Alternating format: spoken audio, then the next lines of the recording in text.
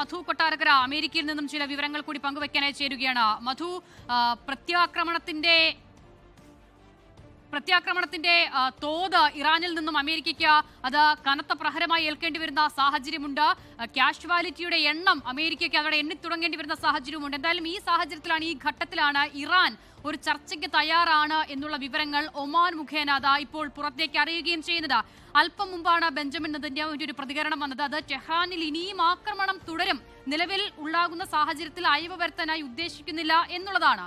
അമേരിക്കയെ സംബന്ധിച്ചിടത്തോളം, പ്രത്യേകിച്ചും ട്രംപ് കഴിഞ്ഞ കുറച്ച് നാളുകളായി ഇത്തരം യുദ്ധങ്ങൾക്ക് ഇറങ്ങി പുറപ്പെടുകയും പിന്നീട് സമാധാനം പുലരാനുള്ള എല്ലാ ശ്രമങ്ങളും താൻ മാത്രമാണ് നടത്തിയത് എന്ന നിലയിലേക്ക് കാര്യങ്ങൾ മാറ്റാനായി പിന്നീട് എടുക്കുന്ന നിലപാടുകളും ശ്രമങ്ങളും നമുക്ക് അറിയാവുന്നതുമാണ്. എന്തായാലും യുദ്ധം അവസാനിക്കുക എന്നുള്ളതാണ് ലോകത്തിന് ആവശ്യം. ആ സാഹചര്യത്തിൽ കൂടിയാണ് ഒമാന്റെ ഒരു പ്രതികരണം വരുന്നത്. അമേരിക്കയിൽ നിന്നും അമേരിക്ക ഏതെങ്കിലുമൊക്കെ നിലയിൽ ചർച്ചകൾക്ക് തയ്യാറാകുമോ?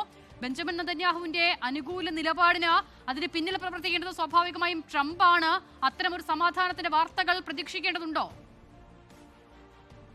അസിത, ഈ നേതാക്കന്മാർ തമ്മിൽ പോർവിളികൾ നടത്തുമ്പോഴും നമ്മൾ മറന്നുപോകുന്ന ചില പേരുകളുണ്ട്. അതിലൊന്നാണ് ഒമാൻ വിദേശകാര്യ മന്ത്രി ബാദർ അൽ ബുസൈദിയും, അതുപോലെ തന്നെ ഈ അമേരിക്കൻ പ്രതിനിധികളായിരുന്ന സ്റ്റീവ് വിറ്റ്കോഫ്, ജാരഡ് കുഷ്ണറും വിദേശകാര്യ മന്ത്രി ഇറാന്റെ അബ്ബാസ് അറാഗ്ചിയും. ഇതിൽ ഒമാൻ വിദേശകാര്യ മന്ത്രിയുടെ റോള് ഈ ചർച്ചകളിൽ വളരെ നിർണായകമായിരുന്നു. ഇരുകൂട്ടർക്കും വിശ്വസ്തനായിരുന്നു. തന്നെയുമല്ല, തിങ്കളാഴ്ച, അതായത് നാളെ വിയന്നയിൽ സാങ്കേതിക ചർച്ചകൾ നടക്കുമെന്ന് പറഞ്ഞാണ് വ്യാഴാഴ്ച ഈ ചർച്ചകൾ അവസാനിപ്പിച്ചത്.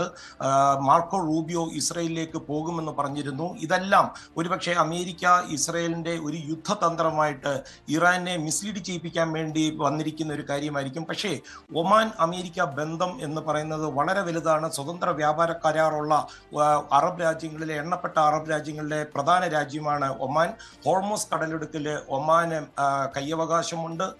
അതുമാത്രമല്ല, സെമി കണ്ടക്ടർ മേഖലയിൽ അമേരിക്ക വൻതോതിലാണ് നിക്ഷേപം നടത്തുന്നത്. ബഹിരാകാശ സഹകരണം ഒമാനുമായിട്ടുണ്ട്. തന്നെയുമല്ല, ഒമാനാണ് ഇതിൽ ആദ്യമായിട്ട് അമേരിക്കയ്ക്കെതിരെ പ്രതിഷേധത്തിന്റെ സ്വരത്തിൽ വന്ന് പറഞ്ഞത്. ദിസ് ഈസ് നോട്ട് യുവർ വാർ എന്നാണ് ഒമാൻ പറഞ്ഞത്. ഒമാൻ വളരെ അസ്വസ്ഥരായിരുന്നു. കാര്യം അവർ ഒരുപാട് മുമ്പോട്ട് പോയിരുന്നു ഈ യുദ്ധം മുഖത്തിലേക്ക് രണ്ട് രാജ്യങ്ങളും വരാതെ ഇത് പറഞ്ഞ് അവസാനിപ്പിക്കുവാൻ. പക്ഷെ അവരുടെ കൈകളിൽ നിന്നെല്ലാം കൈ വിട്ടുപോയി.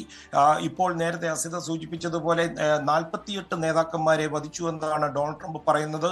ഇത് നന്നായിട്ട് ഇസ്രയേൽ അവർ വളരെ തന്ത്രപരമായിട്ട്, ബെഞ്ചമിൻ നെതന്യാഹു നേരിട്ട് അമേരിക്കയിലെത്തി ഡൊണാൾഡ് ട്രംപിനെയും ട്രംപ് അഡ്മിനിസ്ട്രേഷനെയും കാര്യങ്ങൾ ബോധ്യപ്പെടുത്തി സമ്മതിപ്പിച്ച്, അമേരിക്ക സാധാരണ നിലയിൽ ഇത്തരം ഒരു സംയുക്ത ആക്രമണത്തിന് പോകാറില്ല.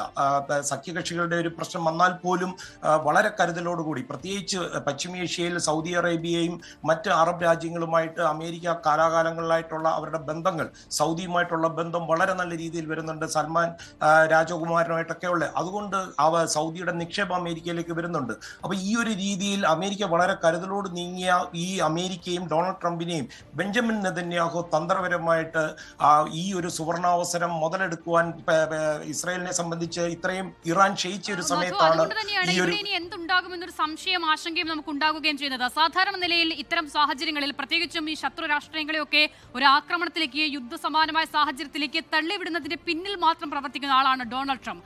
അതിനുശേഷം പെട്ടെന്നൊരു സുപ്രഭാതത്തിൽ വന്ന ഇരു രാഷ്ട്രങ്ങൾക്കും മുൻപ്, അതായത് സംഘർഷത്തിലേക്ക് പോകുന്ന രാഷ്ട്രങ്ങളെക്കാൾ മുൻപേ അവർ സംഘർഷ സാധ്യതകൾ അവസാനിപ്പിച്ചു എന്ന് ഏകപക്ഷീയമായി പ്രഖ്യാപിക്കുകയും അതിന് പിന്നിൽ താനാണെന്ന അവകാശവാദം ഉന്നയിക്കുകയും ചെയ്യുന്ന ആളാണ് ട്രംപ്. പക്ഷേ ഇവിടെ സ്ഥിതി വ്യത്യസ്തമാണ്. ഇവിടെ ട്രംപ് ഈ ആക്രമണത്തിന്റെ, സംഘർഷത്തിന്റെ മുൻനിരയിൽ ഇറങ്ങിയാണ് ഇതുവരെയുള്ള എല്ലാ കളികളും നടത്തിയത്. അപ്പോൾ ആ സാഹചര്യത്തിൽ ഇറാൻ ചർച്ചയ്ക്ക് തയ്യാറാകുന്നു എന്ന് പറയുമ്പോൾ പോലും ഏകപക്ഷീയമായ ഒരു പിൻവാങ്ങൽ ട്രംപിന് സാധ്യമാകുമെന്നുള്ളൊരു ചോദ്യമുണ്ട്.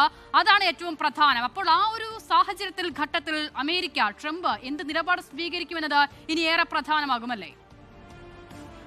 അസിത, ഡൊണാൾഡ് ട്രംപ് അധികാരത്തിലെത്തിയിട്ട് ഒരു വർഷമേ ആയിട്ടുള്ളൂ. അതിനു മുമ്പാണ് യുക്രൈൻ യുദ്ധവും, റഷ്യയായിട്ട് തുടങ്ങി വെച്ച യുദ്ധം ഇറാന്റെ പിന്തുണയോടുകൂടിയാണ് അവിടെ ആ യുദ്ധം നടക്കുന്നത്. അത് മാത്രമല്ല, നമ്മൾ ഹമാസ് ഇസ്രായേൽ യുദ്ധത്തിന്റെ സമയത്തും ജോ ബൈഡൻ ആയിരുന്നു അമേരിക്കയുടെ തലപ്പത്ത് ഉണ്ടായിരുന്നത്.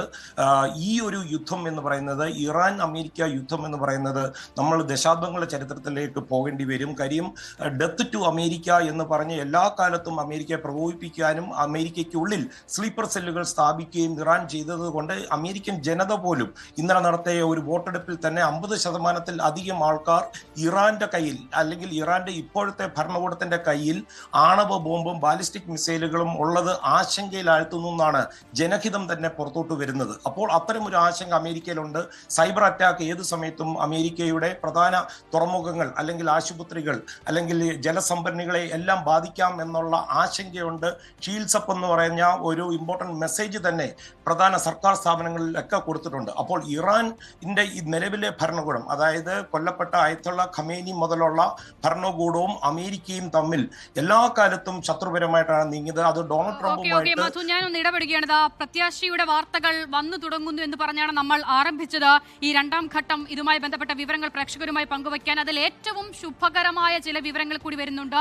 ഇറാന്റെ പുതിയ നേതൃത്വം തന്നോട് സംസാരിക്കാൻ ആഗ്രഹിക്കുന്നുവെന്നും കൂടിക്കാഴ്ചയ്ക്ക് താൻ സമ്മതിച്ചുവെന്നും യുഎസ് പ്രസിഡന്റ് ഡൊണാൾഡ് ട്രംപ് ഇപ്പോൾ പറയുകയാണ്.